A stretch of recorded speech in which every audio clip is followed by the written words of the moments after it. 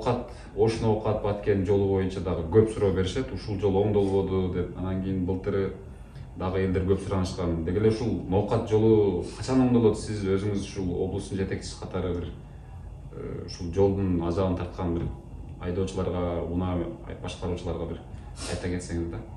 Ноокат жолу. 20 жылдан мен өзүм ноокаттык болгондон кийин, анан аны кала берсем мен жогорку кеңеште депутат болуп жүргөмүн да. Биз бул жолду акча каражатын мурда эле бөлүп бергенбиз. Ратификация кылып чечип бергенбиз да.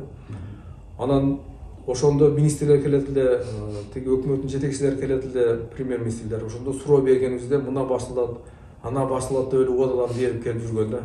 Анан биз деле ишенип жүргөн экенбиз да, башылат экен депчи.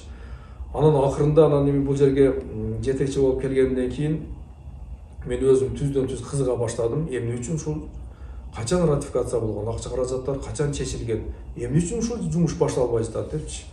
Терең кызык барсам, көрсө бул бизде ушул Япониялык JICA деген компания бар.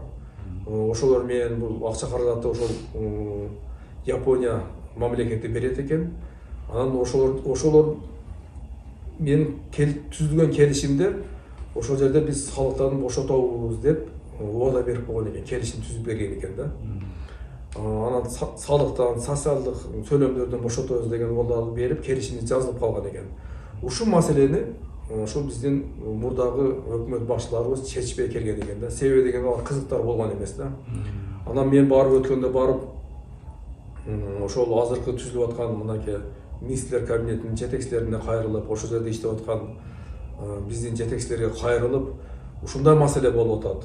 Ошондуктан мынабу иш кетпей жатат дегенде, алар дароо эле ошол тийиштүү жетекчилерди, министрлерди чакырып туруп, сүйлөшүүлөр жүргүзүп, биз ошол салыктардан келишимде жазылып калган экен, ушуларды бошото алабызбы, бошото албайбызбы деп туруп ошол тапшырманы коюп туруп, бүгүнкү күндө маселе чечилди. Биз ошол социалдык төлөмдөрдү бошотуп койгонго мүмкүнчүлүгүбүз бар экен.